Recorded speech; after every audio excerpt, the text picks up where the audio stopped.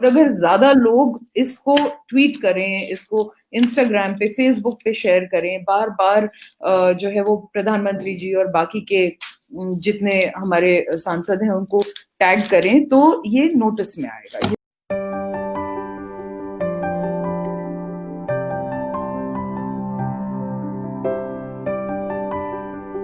नमस्कार, NCR mirror news में आप सभी का स्वागत है। मैं प्रीति दुबे, एनिमल राइट एक्टिविस्ट, आप सबके सामने आज एक बहुत बड़ी शख्सियत को लेके आई हूँ जो पूरे इंडिया की बहुत बड़ी एनिमल राइट एक्टिविस्ट है और पीपल फॉर एनिमल्स, जिसकी चेयरपर्सन श्रीमती मेनका संजय गांधी जी है, उसकी ट्रस्टी भी है।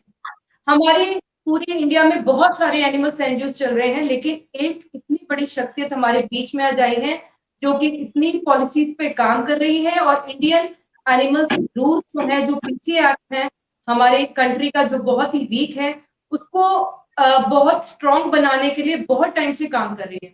तो आइए हम स्वागत करते हैं गौरी मुलीकी मैम का, जो हमारे इंडियन की एनिमल राइट एक्टिविस्ट हैं हमारे एनिमल्स की। स्वागत है मैम आपका एनसीआर मिरर न्यूज में। थैंक यू प्रीति, नमस्ते। अब मैम से हम ये जानेंगे, मैम ने एक कैंपेन स्टार्ट किया है नो मोर 50। मैम, नो मोर 50 क्या है, हमारे दर्शक जानना चाहते हैं आपसे।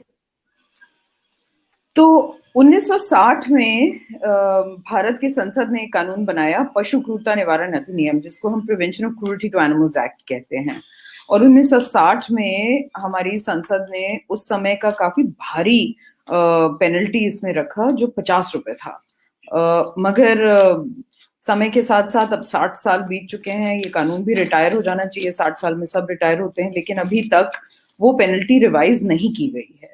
और इसका हम खामियाजा रोज भुगतते हैं, हमारे देश के सारे जानवर भुगतते हैं जिनके ऊपर कोई क्राइम होता है, और कोई पुलिस भी अब इसको थोड़ा हल्के में लेती है, ढंग से उसको प्रोसिक्यूट नहीं करती, इन्वेस्टिगेट नहीं करती, क्योंकि पेनल्टी का अमाउंट ही इतना छोटा है। इसको हम इतने समय से झेल रहे थे, लेकिन हमने अभी कुछ समय पहले हमने अपने प्राइम मिनिस्टर नरेंद्र मोदी जी से रिक्वेस्ट करनी शुरू करी कि वो अब एक प्रोग्रेसिव कानून बनाते हुए इस prevention of cruelty to animals act में एक दमदार अमेंडमेंट लेकर आए, जिससे कि ये एक्ट जो है वो डेटरेंट बन जाए उन लोगों के लिए जो जानबूझकर क्रूरता करते हैं पशुओं के ऊपर और उनको मारते हैं, जान से मार देते हैं, अपंग कर देते हैं। आजकल हमने कितने वीडियोस देखे हैं जो हमारे सोशल मीडिया पे जाते रहते हैं। लोग फेमस होने के लिए कभी कुत्तों बिल्लियों को कुचलते हैं, कभी किसी को पूंछ पकड़ के घुमा देते हैं, कभी जिंदा जला देते हैं। इस तरह की हरकतें बहुत ज्यादा सोशल क्राइम को बढ़ाती हैं, न सिर्फ जानवरों के लिए बल्कि इंसानों के लिए भी। तो हमें लगा कि हम सिर्फ माननीय प्रधानमंत्री जी से ही ये आग्रह कर सकते हैं कि वो किसी तरह पेनल्टीज को रिवाइज करें और prevention of cruelty to animals act को दमदार बनाएं। I can't hear you, you're mute. दूसरा सवाल मैं आपसे ये जानना चाहूंगी कि नो मोर 50 को हमारे दर्शक जो देख रहे हैं और हमारे जो एनिमल राइट एक्टिविस्ट हर एक कॉर्नर से देख रहे हैं आपको, वो इसमें कैसे आपका सपोर्ट कर सकते हैं मैम?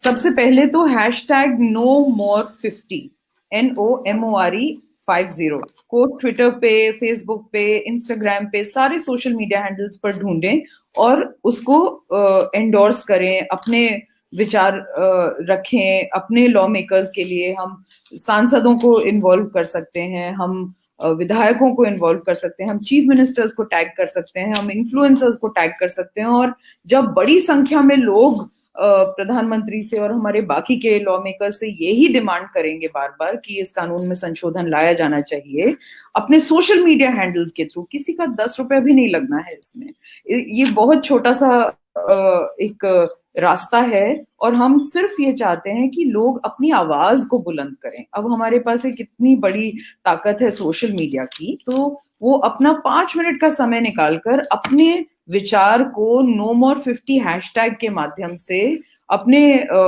जो भी लॉ मेकर्स को वो चाहते हैं, अगर वो जरूर प्रधानमंत्री माननीय श्री नरेंद्र मोदी जी को तो टैग करना ही है, उसके साथ और भी अगर हमारे एमपीज हैं, चीफ मिनिस्टर्स हैं, एमएलएज हैं, हम इन सबको टैग करते हुए हमें उनसे ये आग्रह बार बार करना है। इसके साथ साथ change.org पर एक पिटिशन हमने जारी करी है, जो मेरे ट्विटर अकाउंट पे या PFA-PPF के ट्विटर अकाउंट पे मिल जाएगी, और उसको हमें साइन करना है। अब हमारे 2 दिन के अंदर 2.5 लाख के करीब सिग्नेचर्स हो गए हैं, लेकिन इतने बड़े देश में 2.5 लाख कुछ भी नहीं होते। अगर हम इसमें 15-20 लाख तक सिग्नेचर्स कम से कम ला पाए, तो हो सकता है कि हमारे संसद के जो MPs हैं वो इतने बड़े बड़े इश्यूज के साथ डील करते हैं, वो एक ये इशू भी नोटिस कर सकें। हमारे लिए तो ये जीवन का सबसे बड़ा इशू है, लेकिन उनके लिए शायद फार्मर्स बिल और तमाम और चीजों के आगे ये बहुत छोटी सी बात होती है। लेकिन ये छोटी बात नहीं है, इसको ऐसा बताने के लिए बहुत बड़ी संख्या में लोगों को अपनी आवाज बुलंद करनी पड़ेगी। और अगर ज्यादा लोग इसको ट्वीट करें, इसको इंस्टाग्राम पे, फेसबुक पे शेयर करें, बार बार जो है वो प्रधानमंत्री जी और बाकी के जितने हमारे सांसद हैं उनको टैग करें, तो ये नोटिस में आए। जरूरी है, वरना बेचारे जानवरों को तो हमेशा इग्नोर कर दिया जाता है, कम इम्पोर्टेंट समझा जाता है, और इस बहुत इम्पोर्टेंट क्रिटिकल अमेंडमेंट के साथ ये नहीं होना चाहिए। इसको सबकी नजर में आना जरूरी है। ट्वीट करें, इंस्टाग्राम फेसबुक पे अपने विचार रखें #NoMore50 हैशटैग के साथ, और change.org की पिटिशन जरूर साइन करें। मैम थर्ड क्वेश्चन मैं आपसे जानना चाहूंगी, जैसे बहुत लोग आपके फॉलोअर्स हैं, बहुत लड़कियां आपको फॉलो भी करती हैं, तो मैं आपसे ये जानना चाहती हूँ मैम, जगह जगह बहुत सारे एनिमल्स एनजीओ खुल रहे हैं, जगह जगह खुल रहे हैं, हर दिन एक एनजीओ खड़ा हो रहा है, लेकिन आपके माइंड में कब से आया कि मेरे को एनजीओ के खोलना है, उसके अलावा कुछ अलग भी करना लाइफ में, कुछ अलग से करना है, क्योंकि पॉलिसी फ्रेम करना बहुत बड़ी चीज है मैम, आपके मन में कैसे आई ये चीज? बेटा, कभी कभी हम जब स्कूल में होते हैं, मैं खुद जब स्कूल में थी तब से लगता था कि बोरिंग सी जिंदगी नहीं होनी चाहिए, कि बस सिर्फ नौकरी करी और अपनी जिंदगी जीते गए, अपनी छुट्टियां मनाई, अपना कुछ कर लिया। दैट्स वेरी रूटीन, हर एक कोई करता है। हमें कुछ अच्छा करना चाहिए। हम इस दुनिया में आए हैं तो हमारी जिंदगी का कोई मकसद होना चाहिए, हमारी लाइफ का कुछ पर्पस होना चाहिए जो बड़ा हो। ऐसा ना हो कि बस अपने लिए जिए और खत्म हो गए। तो जस्ट आफ्टर स्कूल मैंने बहुत कोशिश करी कि मैं कौन सा ऐसा मुद्दा है जिसको लेकर मैं अपने आप को, अपने दिल को खुशी दे सकूं और मेरी जिंदगी का कोई मकसद बन सके। तो बहुत तमाम इश्यूज पर विचार किया, कुछ काम भी किया, लेकिन जब जानवरों के साथ काम किया और पीपल फॉर एनिमल्स मैंने 1994 में ज्वाइन किया, उससे मुझे जो संतुष्टि मिली वो भी इसलिए क्योंकि बहुत सारे कॉजेज हैं, गरीब लोग हैं, महिलाएं हैं, बच्चे हैं, ऑर्फन्स हैं, तमाम इश्यूज हैं, लेकिन बेचारे जानवरों के लिए बोलने वाले लोग बहुत ही कम हैं।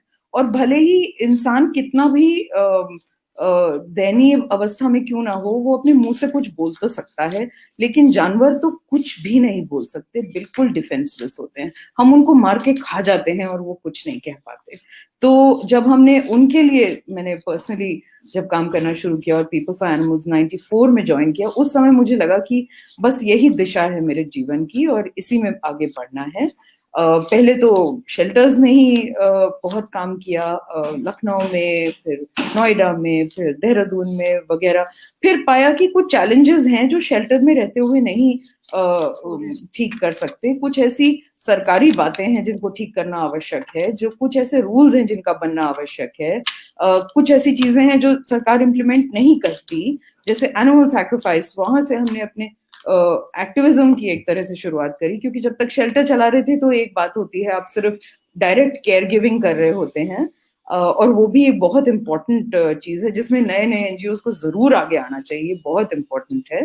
वहां से लेकिन जब हमने एनिमल सैक्रिफाइस के लिए काम करना शुरू किया, गवर्नमेंट्स के साथ काम करना शुरू किया, डिस्ट्रिक्ट एडमिनिस्ट्रेशन के साथ काम करना शुरू किया, तब लगा कि बहुत सारे पॉलिसी में गैप्स हैं जो भरने जरूरी हैं। उसको समझते समझते काफी साल काम करते करते अब हम इस मुकाम पर पहुंचे हैं कि अब लगता है कि अगर नेशनल लेवल पर पॉलिसीज कुछ बेहतर हो तो न सिर्फ सड़क पे रह रहे जानवरों की जिंदगी बेहतर होगी, बल्कि जितने भी शेल्टर्स चलते हैं, जितने रेस्क्यू सेंटर्स चलते हैं, उन सब के लिए एक बेहतर फ्रेमवर्क खड़ा होगा। तो अब उसमें माननीय श्रीमती मेनका गांधी जी के मार्गदर्शन में हम बहुत सारे काम करते हैं, पॉलिसी से रिलेटेड असिस्टेंस करते हैं। कभी कभी सरकारें भी इतनी बुरी नहीं होती हैं, कभी कभी उनको भी कोई सलाह देने वाला चाहिए होता है, कोई काम करने वाला चाहिए होता है, तो हम उनकी भी असिस्टेंस करते हैं। कैपेसिटी बिल्डिंग पे हम बहुत काम करते हैं, तमाम विभागों को अवेयर कराना कि उनके क्या राइट्स हैं, क्या ड्यूटीज हैं, क्या किस कानूनी दायरे के अंदर उनको क्या काम करने हैं। वो काम एक बहुत बड़ा गैप था जो अब हम धीरे धीरे फिल करने की कोशिश कर रहे हैं। ये तो नहीं कहूंगी कि पूरा हो गया है, लेकिन थोड़ा थोड़ा करने की कोशिश कर रहे हैं। मैम एक क्वेश्चन जानना चाहूंगी, जो आपके फॉलोअर्स हैं जो आपको देख रहे हैं इस टाइम पे, उनमें से एक मैं भी हूँ, आपको बहुत टाइम से फॉलो कर रही हूँ। मैं एक क्वेश्चन जानना चाहती हूँ मैम, आपको आपकी लाइफ में किसने प्रेरणा दी, मतलब किस चीज से प्रेरणा आती है आपको, हिम्मत कहाँ से आती है मैम? जब भगवान काम देता है तो हिम्मत भी दे ही देता है। बट आई वुड से कि श्रीमती मेनका गांधी जी बहुत ही बड़ा प्रेरणा का स्रोत हैं, हमारे लिए भी, हम सबके लिए भी। और डेफिनेटली जब मैं मैं संस्था मैंने ज्वाइन करी थी, उस समय मुझे लगता था कि बस गांधी को बता देने भर से काम हो जाएंगे, बस मैं बता दूंगी कि फला जगह ये गड़बड़ हो रही है तो वो ठीक कर देंगी। बट धीरे धीरे उन्होंने ही मुझे इस बात का ज्ञान दिलाया कि मुझे मत बताओ, खुद करो, और मैं बताती हूँ कैसे करो, लेकिन खुद करो।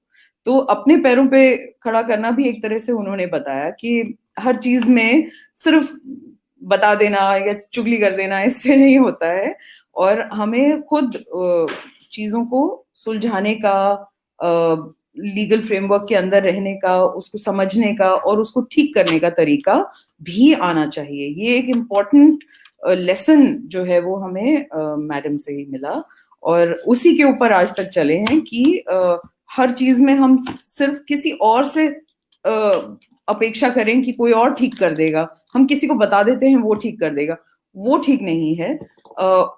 उसको बेसिकली भले हमें डिस्ट्रिक्ट एडमिनिस्ट्रेशन से काम हो या स्टेट गवर्नमेंट से काम हो या सेंट्रल गवर्नमेंट से काम हो या हमें जुडिशरी को अप्रोच करना हो, उसको करने के सही तरीके खुद ढूंढना और एक चेंज मेकर खुद भी बनना बहुत इंपॉर्टेंट है।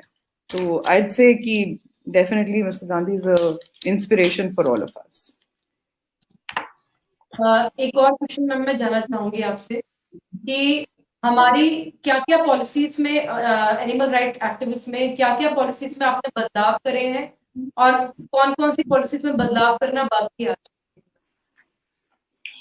बहुत सारे पॉलिसीज बदली हैं,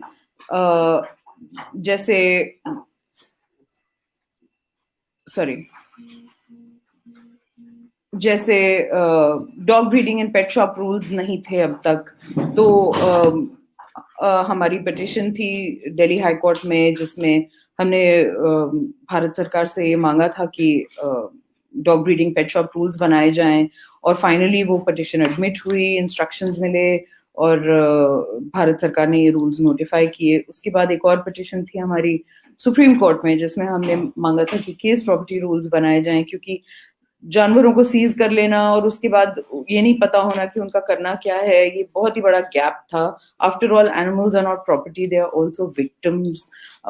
विक्टिम को अगर हम अक्यूज के हवाले कर दें तो कुछ ठीक नहीं साउंड करता, और ऐसा अक्सर होता था, जो गड़बड़ होता था। तो उस सबको करेक्ट करने के लिए वो रूल्स भी हमारी पिटिशन के थ्रू बनाए गए। इसके अलावा पहले इंडिया सेकंड लार्जेस्ट एक्सपोर्टर था शार्क फिन्स का, और हमारी कंट्री तो ऐसा कुछ शार्क फिन खाती नहीं है, लेकिन हम दूसरे देशों को अपने ओशंस की शार्क के फिन्स काट काट के बेचा करते थे।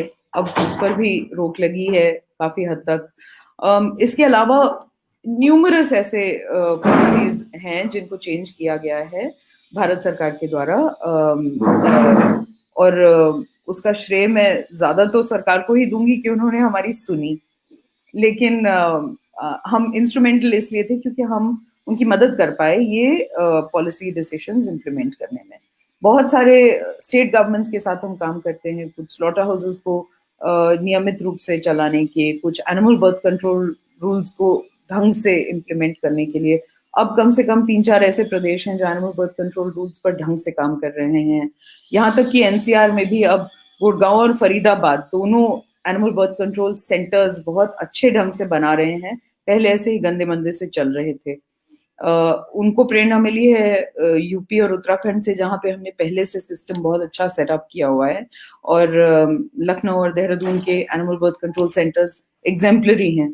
तो हमें ना सिर्फ कमियां निकालनी है स्टेट्स के अंदर, बल्कि उनके साथ उनका सहयोग करते हुए उसको ठीक भी करना है। तो आई बिलीव कि हम ऐसा कर पाए हैं अब तक काफी एरियाज में। मैम मेरा लास्ट क्वेश्चन आपसे ये है कि जो लोग एनिमल्स की तरफ क्रुएल्टी करते हैं, उनको आप क्या मैसेज देना चाहती हैं, जो बिल्कुल जानवरों से बिल्कुल प्यार नहीं करते? मैम भले कोई जानवरों से प्यार करे ना करे, हम ये तो नहीं एक्सपेक्ट करते कि सब लोग बिल्कुल जानवरों को गले लगा के चिपटाएं, मगर इतनी तो हर भारत के नागरिक से कॉन्स्टिट्यूशनल एक्सपेक्टेशन है, वो उसकी ड्यूटी है कि वो किसी भी जानवर को अपने मजे के लिए, अपने फायदे के लिए सता नहीं सकते। और भले ही आज पेनल्टीज कम हैं, लेकिन पेनल्टीज बढ़ेंगी भी, और भी कानूनों में पेनल्टीज आएंगी, और है भी सही। Indian penal code at least exist करता है सेक्शन 429, जिसमें बताया गया है कि आप किसी जानवर को चोट नहीं पहुंचा सकते। और माननीय प्रधानमंत्री जी की से हमारी ये उम्मीद है कि वो इस एक्ट की भी पेनल्टीज बढ़ाएंगे।